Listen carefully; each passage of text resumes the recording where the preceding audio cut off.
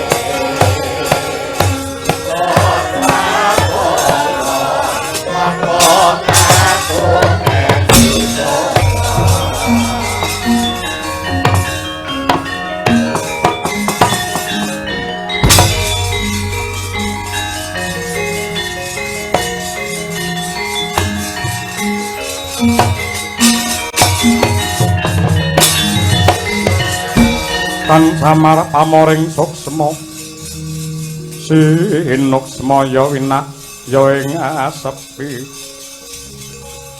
sinimpen telenging kalbu Aneng pucuking gunung Jaladara hanenggih lare ing Widara Kandhang Sangka Karsana mituhu dawuh pangandikanipun ingkang Rama nenggih Ki Demang Sagopa ngeningake Pancandriya tingkem netra kekalih nyambung rasa kelawan Gusti ingkang Maha Kuwasa kandhasing panalongsa melenging pangesti tekuning panembah kencenging pangibadah satemah wah daya gegetring antariksa kumrusak swarane jumlorot nenggih praptane sang pengawak coba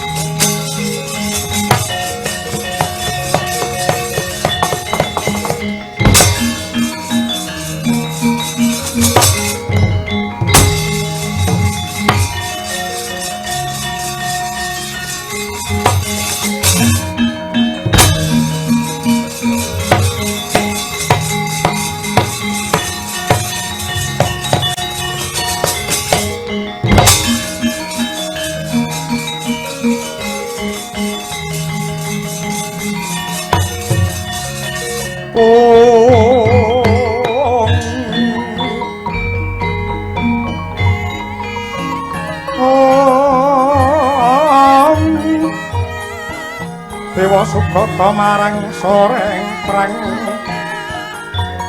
ngudani arum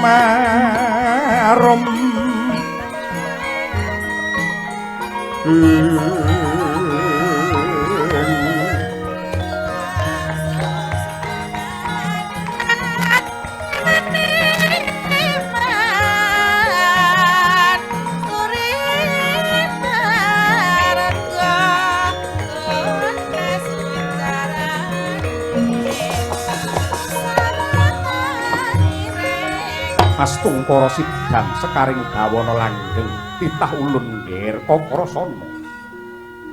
Aja kaget ulun Jawata ing Arga Dahana wangpuk ulun Bathara Brama ingkang merpeki kelawan jeneng kita kuluk. Waduh ulun ingkang ngabdi ngaturaken sembah pangabekti kunjo sandhap cenila paduka sangadi ulun. Iya. Kakrasana wis ndak tampa gawe bombonging rasa. Purhanana ya nggih. Yektine ingkang dumadi saka wujuding Garuda kelawan tatsaka mau yektine pengawak coba anggon ulun dadar marang ketrimaning urip kita. Bareng nduk kendhaleni sarana aring napas lan lerming pancandriya nyatane sato loro kuwi mau babar sejatine wujud ya kuwi pusaka kadewatan ingkang cacahe loro ingkang aran senjata nenggala kelawan alugara ing Ripalungguhan iki wis tunggal jiwa mapan ana epek-epek astanira kanan lan kiri. Muga-muga sifat kandel ingkang minangka piandeling diri bisa dadi lambaran anggonmu bakal netepi darmaning kasatriyan memayuhayuning jagat mligine tentreme jagat Mandura Kakrasana.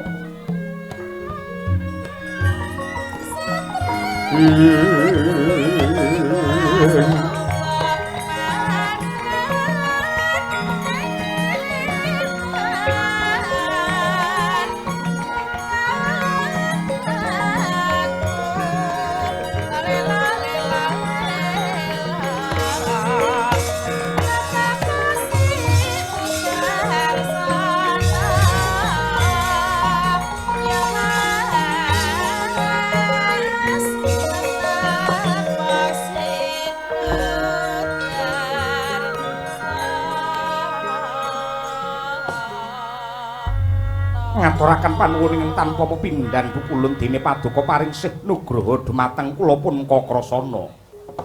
Kejaba saka kuwi kuluk Purhanana. Ripalungguhan iki ndak kira wis tumeka titi wancine jeneng kita weruh kelawan sejatine lelakon kita. Yektine Kakrasana Narayana kelawan Bratajaya mono dudu menungsa saudon saurupan nanging isih traing awirya traing luhur yoke tedhak turun Narendra ing Mandura Prabu Basudewa. Jeneng kita dititipake ana ing Widara Kandhang wiwit jeneng sira isih cilik nganti Ripalungguhan iki dewasa. Gandeng jeneng kita ki satriyane bangsa Atmajane Narendra ingkang duwe kewajiban rumeksa marang hayune Praja Mandura. Mula Ripalungguhan iki ndak pundhut hayiwa kongsi hamung amangkuwasta. Nanging kudu gumregah jumangkah kanthi sifat ingkang gagah mbrasta angkaraning bumi mligining jagat Mandura ingkang kasarira dening Adipati Sengkapura Sibaswara Kangsa.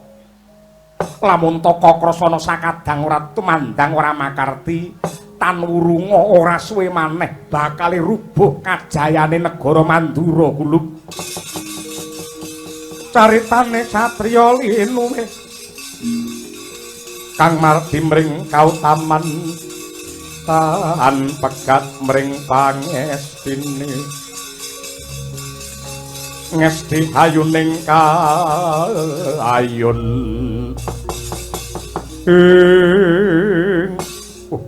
ulun mboten langkung sendika ngestakaken dawuh paduka sampun ambabar purwa Madyawacara magepokan kaliyan lelampan kula sarta ratu ingkang nimbrung wonten ing bumi Mandura.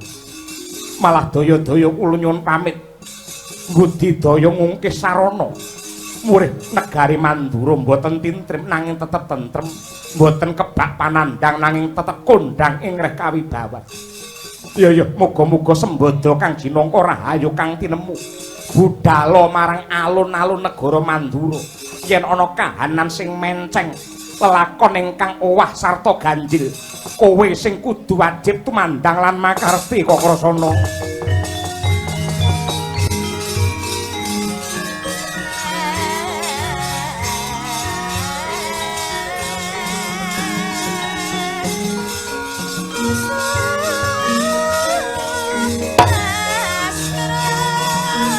Yat langening kalanggan aklar pantamun caratinon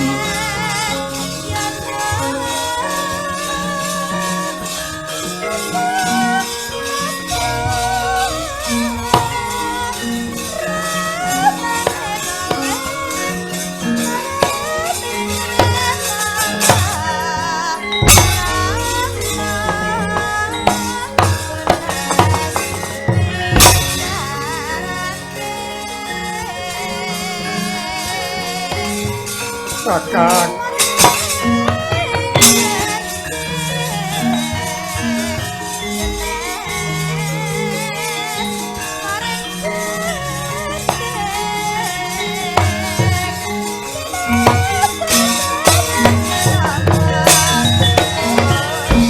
Wanudya Yutama ngambararum kusuma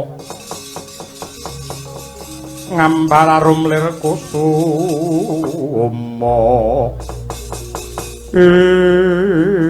mengko dhisik ndak waspadake ora pangling iki putri Mandaraka sekaring kedaton Mandaraka Dewi Erawati.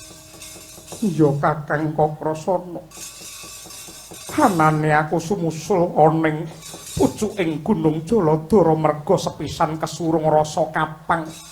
Rasa kangenku kelawan panjenengan merga wis sawetara suwe ora ketemu rapi nangya mula ripalungguhan iki aku prapta. Kejaba saka kuwi. Ripalungguhan iki aku teka rene mung arep bakal nanting rasamu. Wis sawetara suwe Erawati kelawan Kakang Kakrasana anggene sambung tresna. Ripalungguhan iki aku butuh katerangan ingkang gamblang lan cetha. Merga dina iki ana nawala panglamar saka tirta kadasar ingkang den tapak astani dening Prabu Kuranda Geni ingkang bakal nglamarake putrane ingkang jejuluk Sangkarta Piyurga. Sangkarta Piyoga mau bakal malakrama kelawan Erawati mula ripalungguhan iki. Aku mbutuhake katerangan ingkang gumathok. Yen pancen kuwi isih tresna kelawan Erawati tinimbang kedhisikan Kartapiyaga aku lamaren kowe sowan ana ngarsane Kanjeng Rama Salyapati.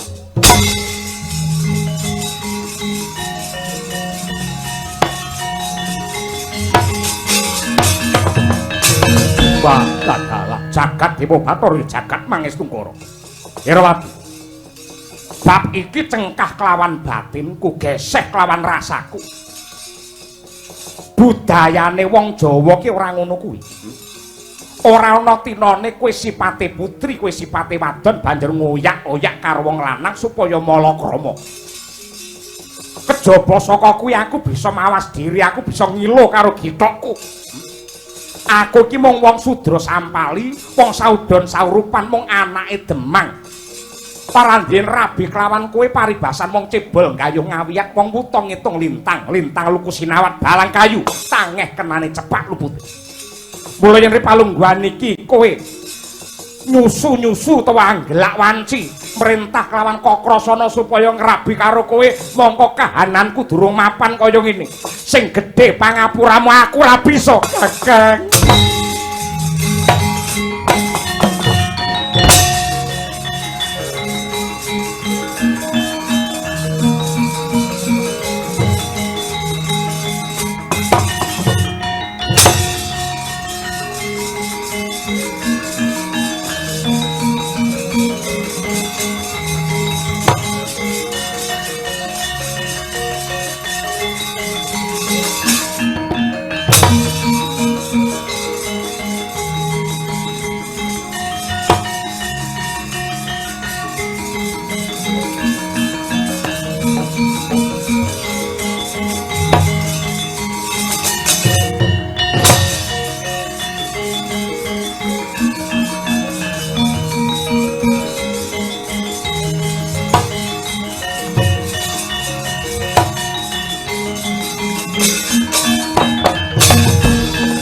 mreh mangsud narimeng kabu budine kang den bawani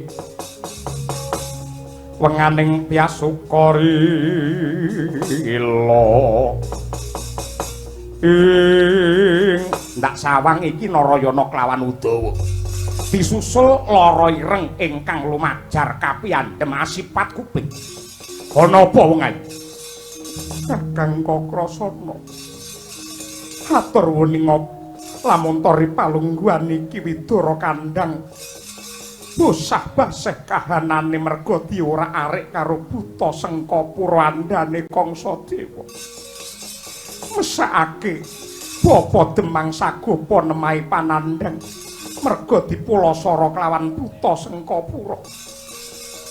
Pramila saking menika Kakang Mas, bab menika semunipun boten saged dipun kendelaken. Kamurkanipun Baswara Kangsa menika saya ndadi, saya geni, saya mbebayani. Mula Kang mangkono Kakrasana. Kabar sumebar warta-rata ripalungguhan iki ana adu jago menungsa sing digelar ana madyaning alun-alun negara Mandura. Nadyan aku wong desa esa-esa, nanging awake dhewe mengko aja mung meneng wae nanging kudu nliti kanthi permati ngitung nganti genep nyaring kongsi lembut. Aja nganti iki mengko digunakake dening wong Sengkapura anggene bakal ngrubuhake kajayane wong Mandura. Ya Kakang Udawa wis tak rasa lan ndak pikir. Mula ripalungguhan iki kabeh aja nganti karonden gawe yo mangkat ana ing alun-alun negara Mandura. Yen ana bab ing ganjil wong widara kandhang aja mung meneng wae.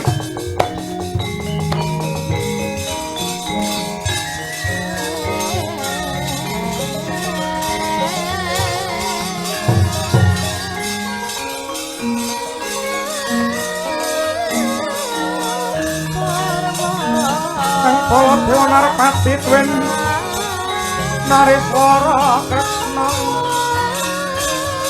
langkung ing tresnane